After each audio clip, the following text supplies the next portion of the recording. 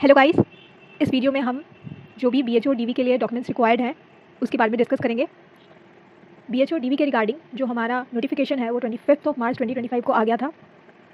या I am bit late also, but yeah let's see what are the checklist and what are the documents which is required for the DV. सबसे पहले मैंने attach किया है official जो हमारा notification आया है उसमें क्या क्या हमसे मांग रहे हैं वो। उसके बाद मैंने उसको ट्रांसलेट किया ताकि आप लोगों को समझने में थोड़ी आसानी हो जाए। तो first of all I have actually summarised it. सबसे पहले तो हमारा जो 10, 12 यूजी पीजी का जो भी ट्रांसक्रिप्ट है, सर्टिफिकेट्स हैं, मार्कशीट के साथ सब कुछ लेके जाना है। एकेडमिकली आपके पास जो भी है वो आप लेके जाओ। उसके बाद अगर आप एम्प्लॉयड हो तो आप एनओसी लेके जाना। उसके बाद कास्ट सर्टिफिकेट्स जो भी एससी एसटी को बिलोंग करते हैं वो अपना कास्ट सर्टिफिकेट एसडीओ तक बनवाएंगे। जो ओबीसी बीसी हैं वो एनसीएल, हाँ उसमें बिहार गवर्नमेंट का होना चाहिए। हम जब साइट पे जाते हैं आरटीपीएस साइट पे तो उसमें ये भी लिखा होता है कि भारत सरकार, बट वहाँ पे आपको मेक श्योर करना है कि हाँ वो बिहार सरकार के लिए ही एनसीएल बनवा रहे हैं, ठीक है। वो आपको डीएम तक बनवाना है। आगे इस वीडियो में मैंने ये भी बताया है कि अगर आप पटना में बनवा रहे हो डीएम लेवल तक तो आप जल्दी कैसे करवा सकते हो, ठीक है। So please stay with me up to the end of this video. And the next is जो ईडब्ल्यूएस है उसके लिए उन्होंने मेंशन नहीं किया है, तो कोई भी प्रमाण पत्र ऐसा लिखा है तो कोई भी ऑथराइज लेवल तक आप सर्टिफिकेट बनवा सकते हो। Next is the residence certificate, इसमें भी उन्होंने मेंशन नहीं किया है, बट आई विल सजेस्ट कि आप एसडीओ लेवल तक तो एटलीस्ट बनवा लो। मैं डीएम ऑफिस में गई थी अपना एनसीएल बनवाने के लिए, तो उसमें मैंने रेसिडेंस सर्टिफिकेट भी बनवा लिया साथ में। द नेक्स्ट थिंग इज़ कि आपका जो एडमिट कार्ड है वो आप कभी मत भूलना। जो एडमिट कार्ड हमारा आया था बीएचओ जब हम लोग एग्जाम दे रहे थे, मेंस का पेपर जो दे रहे थे, जिसमें सारा साइन है, होलोग्राम है, वो वाला आप लेके जाना।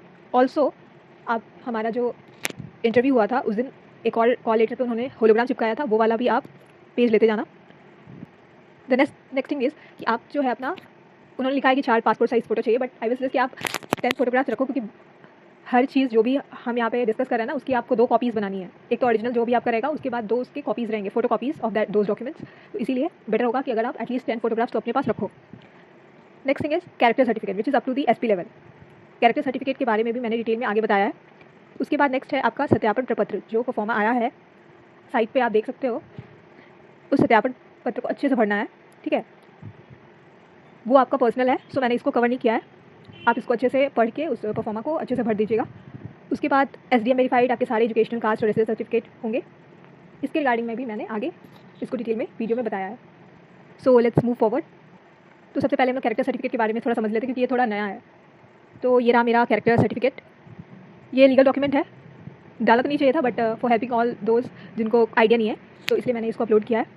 सो आप कैरेक्टर सर्टिफिकेट सबसे पहले आप मतलब अगर आप बिहार से हो तो हमारे यहाँ आरटीपीएस के थ्रू ही सारे सर्टिफिकेट्स बनते हैं, ठीक है। तो सबसे पहले आप कैरेक्टर सर्टिफिकेट को अप्लाई कर दो। उसमें वो मांगेंगे, मतलब एक यूनिक चीज़ जो वो मांगते हैं कि आप पिछले 2 साल से कहाँ थे वो आप अच्छे से मेंशन कर देना उसमें। बाकी एड्रेस एक एक्स्ट्रा देना पड़ता है जहाँ तक मुझे याद है। उसके बाद आपका वो एप्लीकेशन एसएचओ को फॉरवर्ड हो जाता है, ठीक है। मैंने नेक्स्ट डे जब मैंने फिलअप कर दिया था एप्लीकेशन फॉर्म, उसके बाद मैंने नेक्स्ट डे विजिट किया पुलिस स्टेशन में।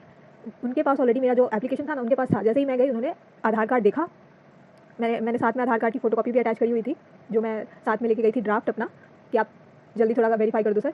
तो उसमें आधार कार्ड ओरिजिनल भी वो देखते हैं। उसके बाद वो सारा वेरीफाई करके उसके बाद मेरा 8 दिन में बाय प्रॉपर चैनल बन गया है।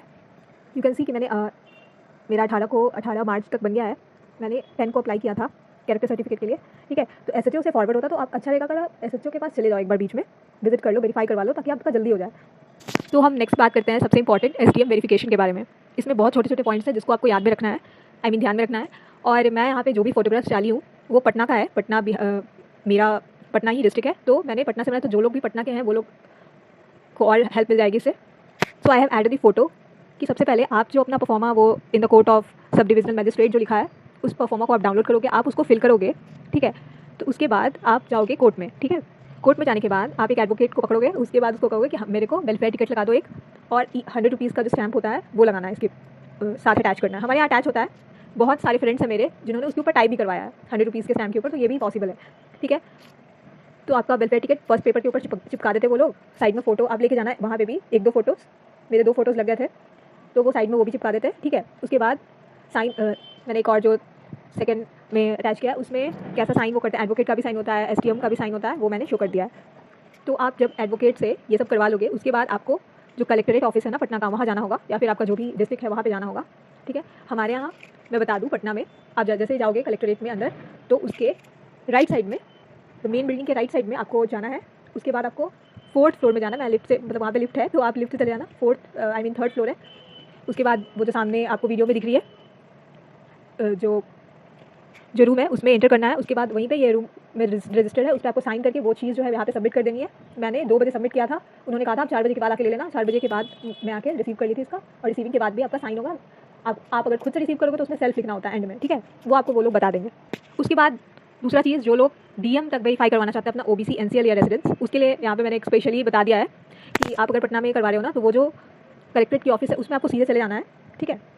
उसके बाद आप जो ये वीडियो देख रहे हो उसमें साइड में आप जब एडिट करोगे तो एक लेडीज़ रहती हैं, आप बताओगे कि ये मुझे बनवाना है तो वो आपको गाइड कर देगी। एक्चुअल में आपको जाना है ग्राउंड फ्लोर में, ठीक है, रूम नंबर 12, जैसे कि आप वीडियो में देख सकते हो। उसका नाम है, रूम का नाम ऐसा लिखा रहेगा, जनता दरबार रजिस्ट्रेशन काउंटर, आरटीपीएस वगैरह उसमें लिखा रहेगा। तो आप उसमें जाना, 2 लोग होंगे उसमें, जो सबसे पीछे बैठे रहते हैं ना, उनको बोलना कि मेरा सबसे पहले तो आप डीएम बनाने के लिए एसडीओ तक होना चाहिए। बहुत लोगों का एसडीओ तक तो होता है, उसके बाद मतलब टाइम लगता है डीएम में, तो इसके लिए मैं बता रही हूँ कि आप जल्दी कैसे करवा सकते हो। तो आप उनके पास जाना, बोलना कि सर मेरा वो आप लेते जाना साथ में, जो हमारा डीवी के लिए जो साइट पे आया है उसको आप लेते जाना। बोलना कि मुझे चाहिए, कल डॉक्यूमेंट वेरिफिकेशन है, तो वो उसी समय साइन करके आपको दे देंगे 10 मिनट में, ठीक है।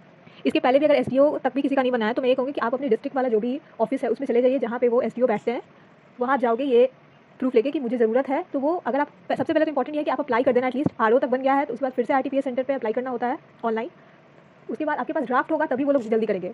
Without that draft nobody will help you, क्योंकि मैं भी गई थी बिना ड्राफ्ट का, मुझे तो ऐसा नहीं हुआ। तो उन्होंने बताया कि नहीं, आप पहले ड्राफ्ट बनाओ, उसके बाद आप अप्लाई करो तो जल्दी बन जाता है, ठीक है। So that's all.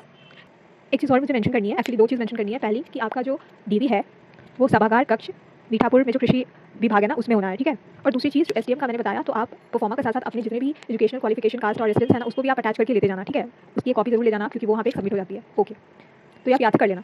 Thank you for watching my video, please like and subscribe. Thank you.